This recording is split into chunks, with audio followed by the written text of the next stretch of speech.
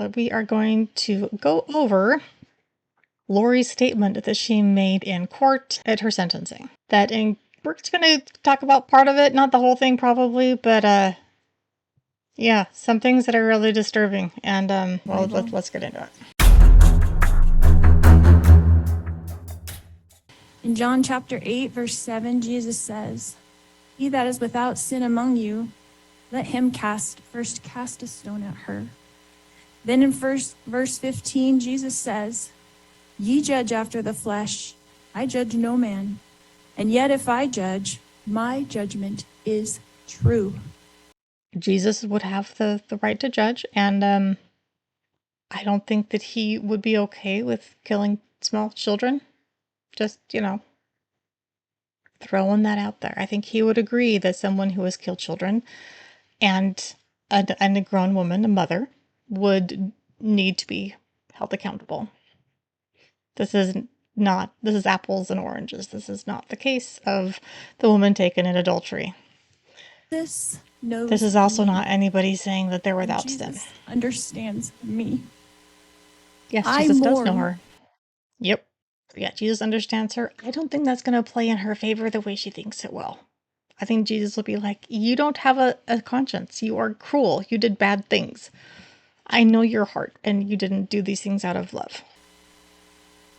Jesus Christ knows the truth of what happened here. Again, yeah, he does.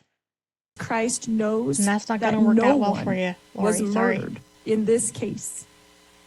Accident.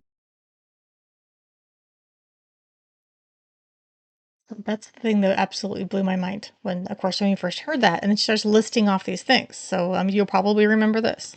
Deaths happen. Suicides happen. Fatal side effects from medications happen.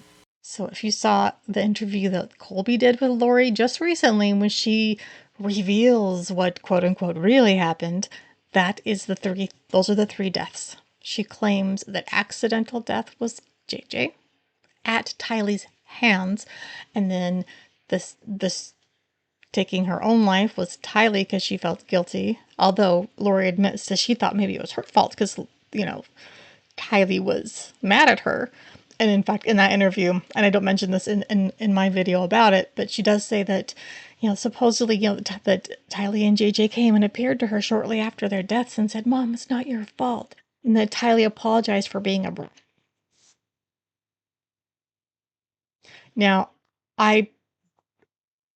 unlike Colby doesn't believe the ancestors or family can visit from beyond the grave. I do believe that some of us can have those visions.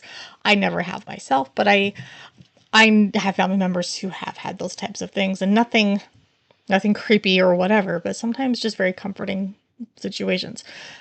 And oftentimes it is, I'm okay, I'm doing all right, you can stop worrying about me. I don't think that Tylee would have come to her and apologized for being a brat to the person who was responsible for her horrific murder and dismembering and burn. No. To me, that is absolutely ludicrous. If anything, I can see Tylee trying to come to Colby and give him comfort. Not to Lori. I have a different perspective in life because in 2002, when I was pregnant with Tylee, I died in the hospital while in labor with her. They tried to stop my labor. They put me on the table and they put something in my IV, and I felt my spirit falling to the floor. So if you've been following this case at all, and Chad Daybell's side of it as well, you're probably aware that they are just enamored with the idea of near-death experiences, and that if you've had one, that somehow makes it more likely for you to be able to communicate with the other side, to see the other side. She's the kind of person who was very freely sharing her spiritual experiences, supposedly things she had experienced, quote unquote, including things like Christ visiting her, where in our faith, if something like that happens, that would be such a sacred experience. You would keep that to yourself and share it. You would maybe write it down in your personal journal. You might share it with your spouse or a parent. You would not be telling the world. And she shared that on a podcast. No. That it's very it's a very big deal to share very personal spiritual experiences publicly, because we believe that's actually not showing them respect. That's not showing to God that you respect the experience. You take it lightly if you're just sharing it publicly. But if she's sharing something as personal and sacred as Jesus coming to her, why in the world are we to believe that she has never once until this moment shared that she had a near-death experience, especially when Chad was having them supposedly, although his appeared to be made up as well. The circumstances, like when he was in the water and had an accident, actually happened, but attaching that to a near-death experience seems to have been years later. He was like, "Oh yeah, and remember when that happened? My spirit almost left my body, and I saw Grandpa." So it's like they're in retrospectively making experiences near-death experiences, and that absolutely seems like what Lori did here. It started out with Julie Rowe, with her, actually even before that, with Chad's publishing company. One of the first books that really did well for him was Suzanne Freeman's book, and she talks about her near-death experience. And she's one of those people, if you've watched some interviews with her, we used to be somewhat loosely acquainted through some LDS writer things, and she has always struck me as being very grounded and very real. So whatever happened to her, she genuinely believes it, and she's a kind, good soul. When Chad started going off the deep end, she was like, "I am not comfortable with this. I don't want to publish with you anymore. I think," and she later actually found an email that she had sent Chad. She had completely forgotten she said this, but saying that you are on the wrong path, and if you don't change, this is going to bring death and destruction. Now, she said that when she found that, she was like, "I think I meant it metaphorically," but she found this email a couple of years after she had sent it, but it was after Tammy had died. Oh, and also in September, I was at a writing conference, and one of my roommates at the hotel, I won't out her name at this point, we go public with it, but hi, we had a great time. She's like, "Hey, so when are you going to have me on your channel?" I was like, "What?" And she's like, "Yeah, I was one of Chad's first authors. I think I might have been his very first one that he published." And I was like, I didn't know that about her. I mean, I have other friends who were, but I didn't know that she was too. So and she's like, apparently Dateline reached out to her and asked for an interview, but she had nothing that was relevant to tell them. It was just a writer and publisher relationship. But so here's the whole near-death experience thing. A lot of it comes back to this book, and I'm going to do more videos about this specifically. It's disturbing. It's called Visions of Glory. As told to John Pontius, which is a pen name, a lot of the creepy Latter-day Saint crime that we're seeing can be traced back to this book. It's got very fringe beliefs. And one thing I really want to make clear, and I want to clarify, and I'm going to shout this from the rooftops, even though I have a tiny platform in comparison, but this is not a popular book in Utah. Lauren at Hidden True Crime got that information, I'm guessing from John DeLynn. I don't know for sure, but that is incorrect. The first time I've been in the LDS publishing industry for 25 plus years. My first book came out with the second largest LDS publisher, Covenant Communications, in 2002. But I was involved in trying to be published and rubbing shoulders with authors years before that as well. I've known this industry for a very long time. I've known the bestsellers. I've known who the authors are and the movers and shakers. The first time I heard about this book was after Lori was served papers in Hawaii, when she was reading it at the side of the pool. First time I had ever heard of this book. So this is it's not a big book. And I looked it up. You can't find it on the LDS bookstores anymore. So DeseretBook.com and Siegel Book, which is the bookstore arm, essentially owned by the same company as Covenant, you can't find it on either one of their stores, online or in their stores. And if you look at the top selling books in Utah ever since it's been published, it never even cracks the top 10, top 20. It is not as Lauren has said. And I love Lauren. I love you. You do great work in a lot of ways, but that piece of information is 100% incorrect. This book has not ever been the #1 book in Utah, ever. And if you look at Amazon rankings, it's not selling a lot of books. You can tell. There's algorithms you can look at. Anyway, but this is, and I am definitely going to do videos about this book because holy crap. Again, I have most of the pages, I just have notes. I've written things in the margins. Some are just regular notes, some are snarky and whatever. But this is, so it's supposedly about this man who has had a whole bunch of near-death experiences, including some that will shows him the future, blah, blah, blah. But his very first one, he's having something like a CT scan. I believe he's in the hospital. He's getting an IV. They put something into his IV, and then suddenly he code blues. Then he says, quote, this is from page 5. The next thing I knew, my spirit was sinking down through the table. Let's listen again to how Lori describes the first moments of her near-death experience. Put something in my IV and I felt my spirit falling to the floor. I was standing near my pregnant body, watching the doctors try to revive me, which took them a few minutes. So let's read some of that again. So he says, next thing I knew, my spirit was sinking down through the table. And then he describes didn't want to be under the table.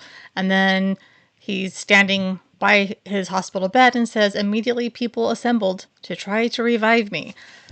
Where did she get this from?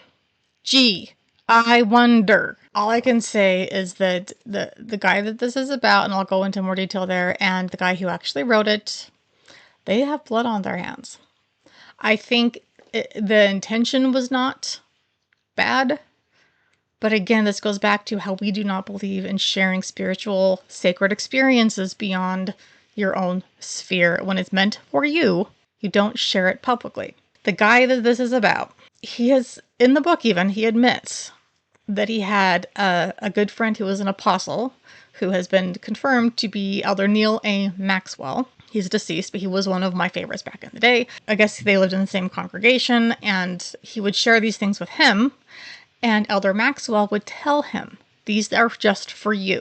And be aware, you might be interpreting these visions incorrectly. Some of them could be just metaphorical. This is for you. And yet after Elder Maxwell passed away, he was like, oh no, I have no one to share my stuff with anymore. I want to go, how about you write it in your journal or talk to your wife? I don't know. There's a thought. But he decided he needed to share with someone else and convinced himself through various, in my opinion, fake spiritual experiences that this John guy was the person to tell. And then this John guy then spun the stories. And even within the book itself, he's like, it took me years to understand what I was seeing and be able to put it into words. And again, I want to go, then maybe Elder Maxwell was right and you're interpreting it incorrectly. And now it's being interpreted incorrectly and then doubly interpreted by a second party, putting it into his words. None of this can be taken seriously. And there's a few things so far that I've read where I'm like, okay, well, that little piece actually sounds like in line with the Bible and what things Jesus would teach, things that we believe. None of that does. None of that does. That's kind of crazy. Every so often there's a little kernel about how life is about loving people and taking care of people, and then in the next life that there is more peace and love than we can imagine and that kind of thing. But so much other crap, I'm like, nope, that right there, that's victim blaming, folks, or that's messed up. But just his very first description of his first near-death experience is conveniently a whole lot like Lori's manufactured one. Again, I believe manufactured because she didn't tell anyone this existed. Not a sister, not a mother, not Colby, not a best friend. Not her podcast. She didn't tell anyone about this spiritual experience. In my mind, there's no reason to believe that this actually happened. I think she may have convinced herself it did, but I don't think it actually did. In that time, my sister Stacy was standing to my left. And Stacy's the sister who died of complications, in theory, of diabetes and likely anorexia, but under somewhat weird circumstances. So I'll link to that video as well. I turned to hug her and was surprised that her spirit was as tangible as a physical body, because I knew I was in spirit and she was in spirit. She said she needed to show me some things, and we went to heaven. So she mentions her other sister, Lolly, being there. Lolly was a sister who died in infancy. Potentially sudden infant death syndrome. Although with everything else that's going on in the family, who the heck knows? I do find it odd that Lori's iCloud account was Lolly Time. Obsession with death much? I later returned to my body. Because of this experience, I have access to heaven and the spirit world. Do ya? Do you have to seriously die and leave your body to have access to spiritual things? I don't think so, but I think it's really convenient that Chad and Lori suddenly magically get this ability when it's convenient for them, and that somehow that makes them superior to other people. I don't think that's how God works.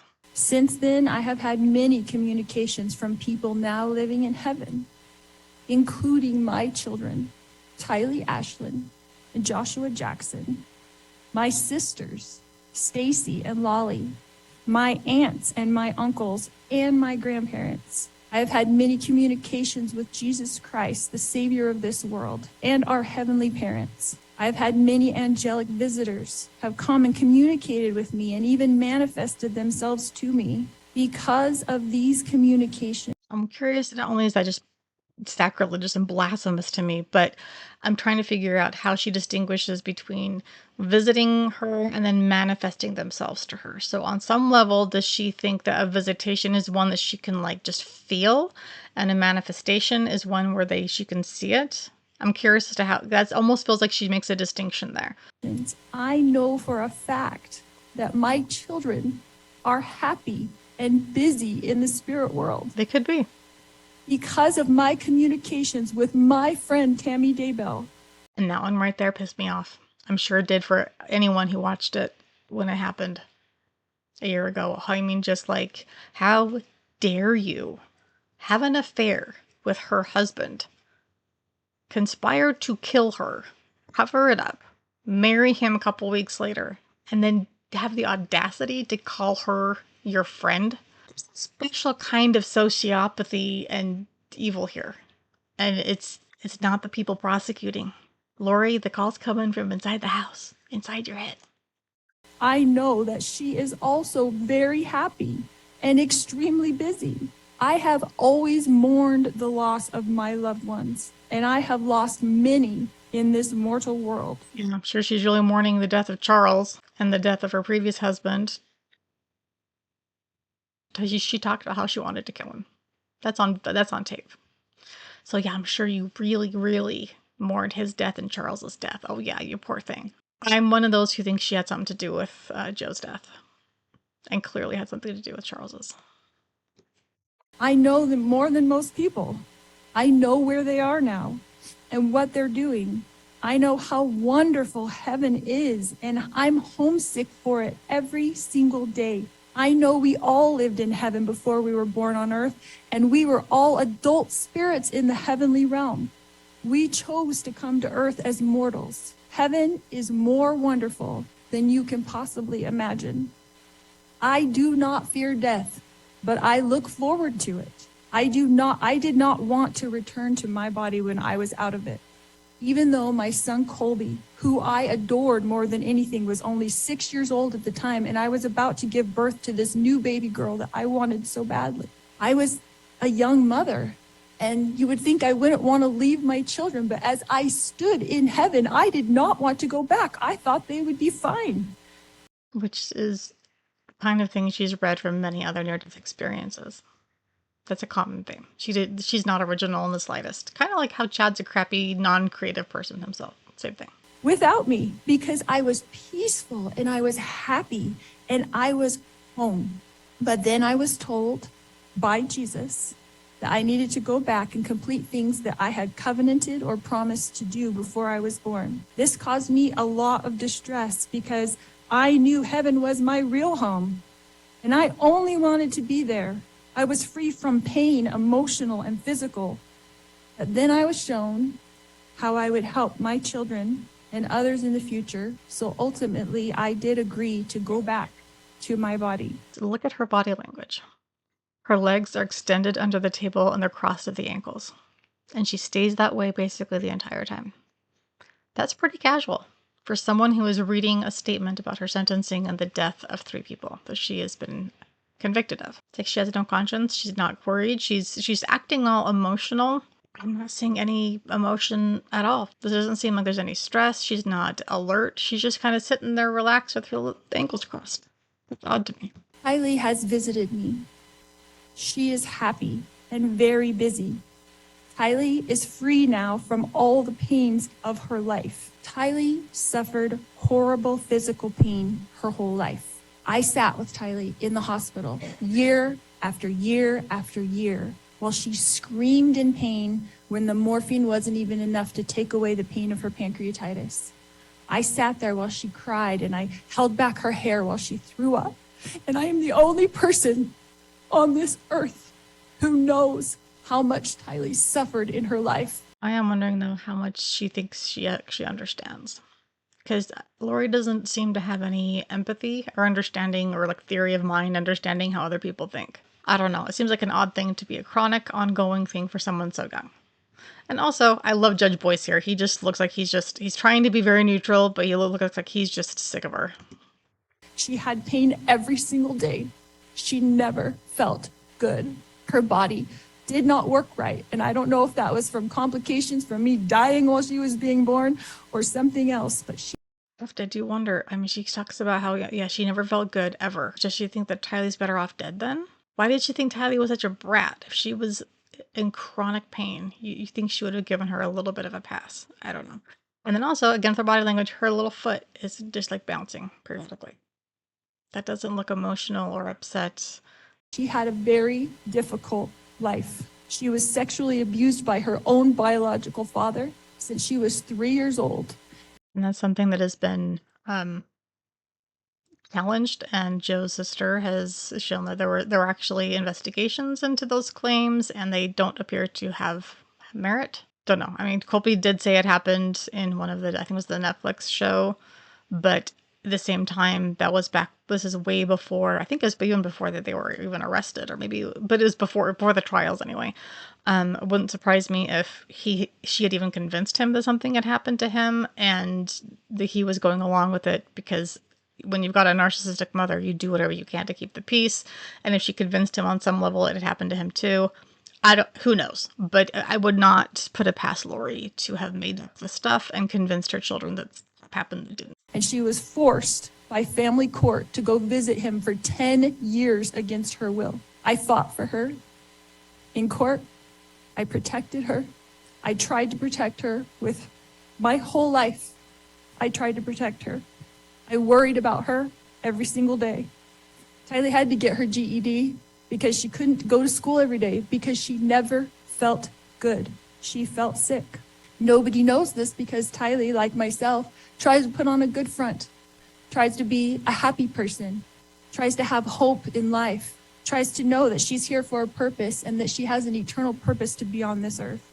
But I never stopped worrying about her. One of the times that Tylee came to me as a spirit after she died, she commanded me, and she said to me, "Stop worrying, Mom. We are fine." She knows how I worry and how I miss her. Now, if you go back and watch Colby's interview that she did earlier in October, she didn't worry. No. Once she supposedly saw 2 deceased children, she fled the room and then just let other people take care of things. If she worried, she would have wanted to make sure that their bodies were respectfully taken care of. Of course, that entire story was crap. The first time JJ visited me after he passed away, he put his arm around me and he said to me, "You didn't do anything wrong, Mom. I love you. And I know you loved me every minute of my life." JJ, Joshua Jackson, was an adult spirit. And he was very, very tall when he put his arm around me. And that's another moment of listing LDS things. That, it would make sense that he would have an adult spirit in the next life. I hate when she brings in things that we believe and then mixes them in with her nasty evil.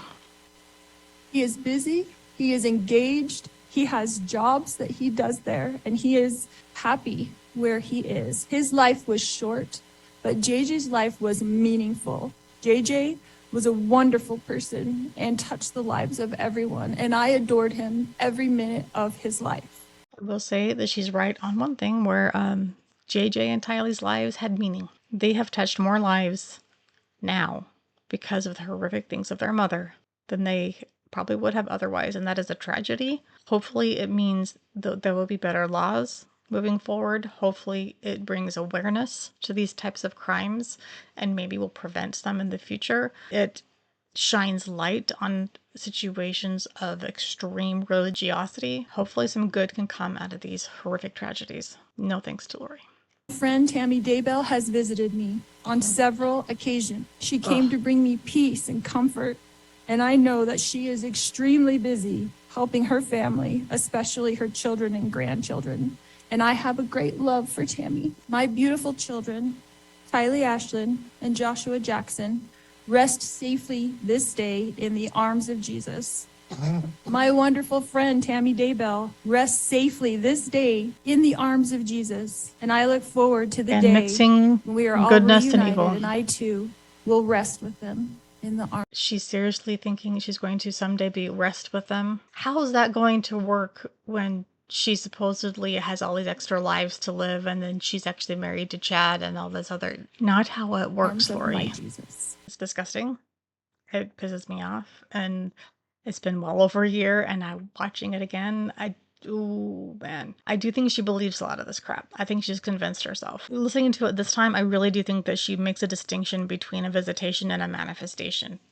It's very easy, I think, to, feel like, oh, I felt someone's presence in the room, and then she can spin it in her head into something and it actually wasn't. I suspect that's most of her supposed visitations. Who the heck knows what is going on in her brain? On the one hand, I do believe that that there is another life after this one, another dimension where some people potentially can see those on the other side. It would need to have a purpose, and it's not, because Lori Vallow happened to have a near-death experience when Tylee was born. I think she's lying through her teeth on that. Again, she believes her own lies. It's mind-blowing to me that she believes her own lies. But I think that's the only way that any of this makes sense to have happened. I think this is the only way that she can live with herself, because if she admits that she fell for a devil, which she said if Chad Daybell's a devil, he's a good one. She said that to Melanie Gibb once. So there was a little seedling in her head that was telling her that he wasn't on the right track, but she fell for him and loved being called a goddess, and so she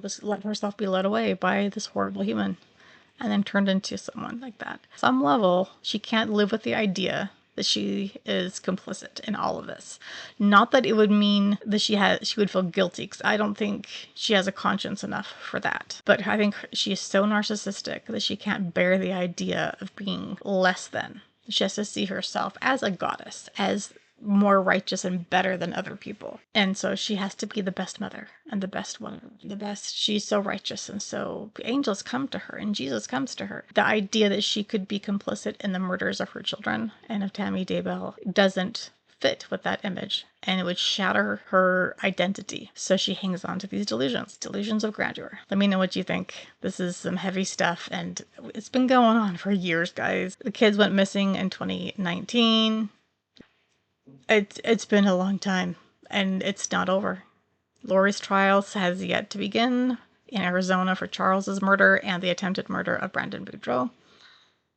I believe that's going to start somewhere end of February 2025, at least for now. We'll see if that changes.